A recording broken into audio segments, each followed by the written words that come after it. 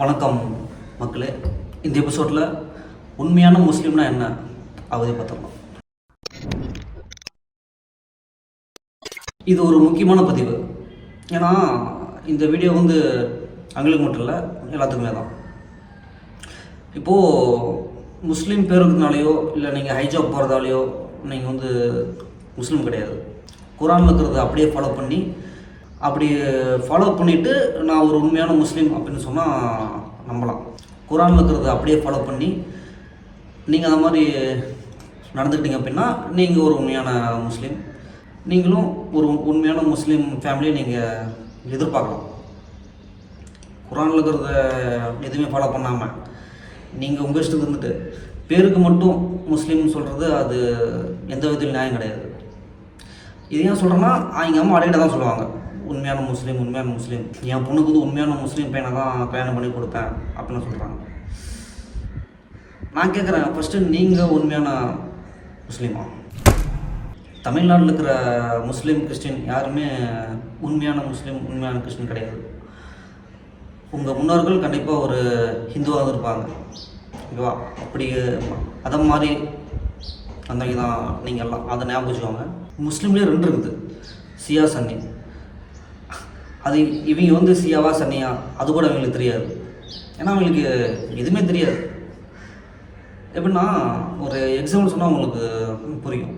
Open இருக்கும்போது நான், அவங்க அம்மா, அப்புறம் பொண்ணு எல்லாமே சேர்ந்து படத்துக்கு போகலாம் அப்படின்னு நான் பிளான் பண்ணிட்டு அவங்க அம்மாட்ட சொல்கிறேன், நீங்கள் எல்லாம் சேர்ந்து படத்துக்கு போகலாங்க அப்படின்னு கேட்குறேன்.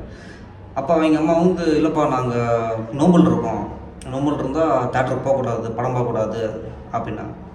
சரி, ஓகேங்க, நோம்பல் இருந்தால் படம் பார்க்கக்கூடாது, ஓகே, டிவி மட்டும் ஏங்க பார்க்குறீங்க அப்படின்னு கேட்டேன். இல்லைப்பா, தேட்டரில் போய் படம் தான் பார்க்கக்கூடாது, ஆனால் டிவி பார்க்கலாம் அப்படிங்கிறாங்க. இது எப்படி இருக்குன்னா, எது கஷ்டமாக இருக்குதோ அதை ஃபாலோ பண்ணாமல் அவங்க கம்ஃபர்ட்டுக்கு ஏற்ற மாதிரி மாற்றிட்டு அதை ஃபாலோ பண்ணுறது. இது எப்படி உண்மையான முஸ்லீம் ஆகும்? வட்டிக்கு காசு வாங்கக்கூடாது, வட்டிக்கு கடன் கொடுக்கக்கூடாது அப்படின்னு தான் உண்மையான முஸ்லீம் ஃபாலோ பண்ணுறவங்க.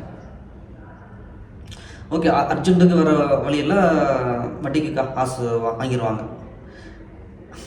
இப்போ அவங்க அம்மா வட்டி காசு வாங்கிட்டாங்க, அது தப்பு இல்லை. ஆனால் காசை வாங்கிட்டு காசை திருப்பி கேட்டால், நான் உங்கள்கிட்ட காசே வாங்கலை, என்ன பண்ண முடியும் பண்ணிக்கோ அப்படின்னு ஏமாத்துறது எந்த குரானில் இருக்குது? ஒரு முஸ்லீம் பெண் அப்படின்னா 5 வேளை தொழுகணும், ஹைஜப்லாம் கரெக்டாக போட்டு, அந்த பாங் சத்தம் கேட்டால் அந்த முக்காடெலாம் போட்டு, அது ஒரு மரியாதை. இதெல்லாம் பண்ணால் ஒரு முஸ்லீம். ஆனால் அந்த பொண்ணு 5 வேளை தொழி நான் பார்த்ததே இல்லை, இந்த குரானை எடுத்து பார்த்தே இல்லை.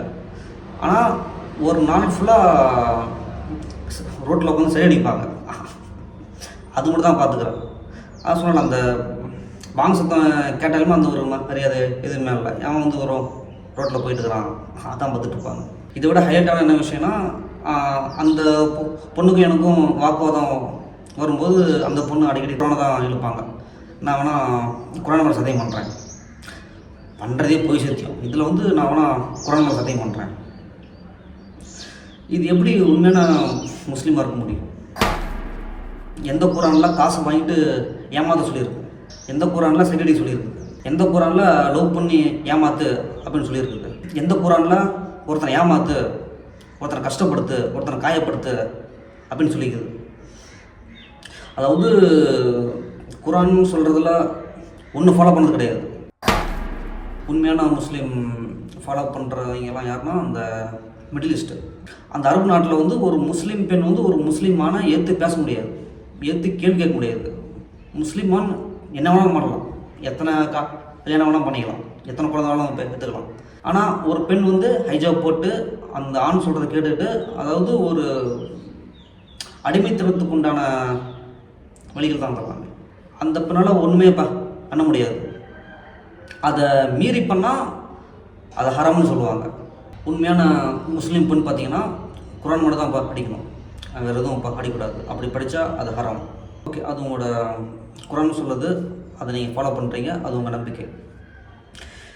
குரான் ஃபாலோ பண்ணுறீங்க சொல்லலாம், நான் ஒரு உண்மையான முஸ்லீம், எனக்கு ஒரு உண்மையான முஸ்லீம் பையன் தான் வேணும் அப்படின்ட்டு. நான் வந்து அவங்க அம்மாவையும் அந்த பொண்ணையும் பார்த்து கேட்குறேன், நீங்கள் உண்மையான முஸ்லீமா? இதுவே இந்தியாவில் தமிழ்நாட்டில் ஒரு முஸ்லீம் பெண் வந்து முஸ்லீமான எதிர்த்து கேள்வி கேட்கலாம், எதிர்த்து பேசலாம், அவங்களுக்குன்னு ஒரு ஃப்ரீடம் இருக்குது. இங்கே வந்து தலாக் வந்து தடை பண்ணிட்டாங்க. இந்த ஃபோட்டோ பார்த்திங்கன்னா வைரல் ஆச்சு. அந்த அந்த குழந்தை பார்த்திங்கன்னா இந்த நாட்டை விட்டு போனால் போதுங்கிற சந்தோஷத்தில் அவங்க வராங்க. ஃப்ரீடம். ஒரு ஆண் உண்மையான முஸ்லீமாக இருந்தால் பெண் வந்து அடிமையாக தான் இருக்கணும். அப்போ நான் காசு கேட்குறேன், சரியா நான் என்னோடய வீட்டு பத்திரம் வச்சு காசு வாங்கி கொடுத்துருக்கேனே, என்னங்க பண்ணுறது அப்படின்னு கேட்குறேன். அதுக்கு அவங்க அம்மா ஒரு காரணம் சொன்னாங்க பாருங்க, பயங்கர காரணம். தரித்திரம் பிடிச்சவன், நீ ஒரு சனியம் பிடிச்சவன், உன் கையால் காசு வாங்கி தான் நான் என் கடையை ஆரம்பித்தேன், அந்த கடை வந்து ஆசையில் போயிடுச்சு. அதாவது என் கையால் காசு கொடுத்தால தான் அந்த கடை வந்து நாசமாக போயிடுச்சு, நீ எது கொடுத்தாலும் விளங்காது அப்படிங்கிறாங்க. அதனால் உனக்கு காசு இல்லை அப்படிங்கிறாங்க. அந்த பொண்ணு வந்து ஒருத்தனை சும்மா பார்த்து அந்த பையன் வந்து அப்புறமேட்டு பேசி அப்புறமேட்டு சண்டையாகி அது போலீஸ் கேஸ்லாம் போயிட்டு அதுக்கப்புறமேட்டு அந்த கடையோட ஹவுஸ் ஓனர் வந்து சொல்லிட்டாங்க, பொண்ணு வந்து பசங்களை பார்க்குது, அதனால் வந்து இங்கே வந்து பசங்க வந்து விடுறாங்க, அதனால் நீங்கள் வந்து கடையை காலி பண்ணிடுங்க அப்படின்ட்டு ஹவுஸ் ஓனர் சொன்னது. அதாவது அந்த பொண்ணால் தான் அந்த கடை காலியாச்சு. கடைசியில் என்ன சொல்கிறாங்க, லவ் ஃபெயிலியர் காரணம் இல்லைப்பா, நீங்கள் வந்து வேறு மதம், வயசு அதிகம், கீழ் ஜாதி, இந்த கறியெல்லாம் சாப்பிடுவீங்க, அதனால் அது எங்கள் இதுக்கு செட் ஆகாது அப்படிங்கிறாங்க. நாங்கள் உங்களை கல்யாணம் பண்ணால் எங்களை கேவலம் நினைப்பாங்க அப்படிங்கிறது. இதெல்லாம் கேட்டு நான் எந்த அளவுக்கு நான் அஃபெக்டாக இருப்பேன். லவ் பண்ணும்போது தெரியலையா, என் கூட ஊர் சுற்றும் போதெல்லாம் தெரியலையா, இல்லை என்கிட்ட காசு வாங்கும்போது இதெல்லாம் தெரியலையா, அவங்களுக்கு தேவை ஏதோ ஒரு காரணம். மதவெறி, மதப்பற்று, இதெல்லாம் என்ன ஆகும்னா எங்கள் கடவுள் தான் மேலே, மற்ற கடவுள்லாம் கீழே அப்படின்னு தோணும். இப்போ அந்த பொண்ணு வந்து அந்த பையனை லவ் பண்ணுது. இப்போ வந்து அந்த பையனை தூக்கி வச்சு பேசுகிறாங்க, என்ன கொஞ்சம் அப்படியே தாழ்த்தி பேசுகிறாங்க. பாருங்களேன், அந்த பையன் எங்கம்மா அதான்ப்பா, நீ வந்து ஹிந்து, அதனால் செட் ஆகாது.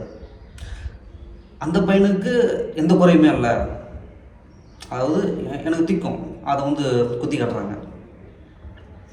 அந்த பையன் பார்க்க நல்லா இருக்கிறான், நான் கொஞ்சம் குள்ள தான், அதனால் அதாவது என்னென்ன சொல்லக்கூடாதோ எல்லாத்தையும் சொல்லி என்னை கஷ்டப்படுத்தி என் வாயாலேயே அந்த பொண்ணை வேணாம் அப்படின்னு சொல்லணும், எங்கள் அம்மா வாயாலேயே அந்த பொண்ணு வேணாம் அப்படின்னு சொல்லணும், எங்கள் அம்மா சண்டை பண்ணணும்.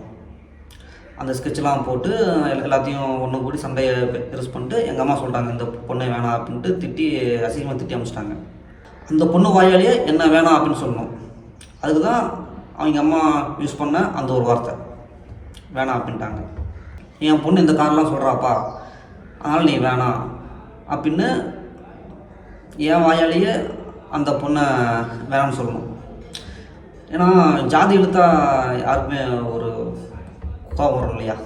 ஆனால் இதுவும் அந்த பொண்ணு சொன்னிச்சா இல்லை அவங்க அம்மாவே சொன்னாங்களா, எதுவுமே எனக்கு தெரியாது.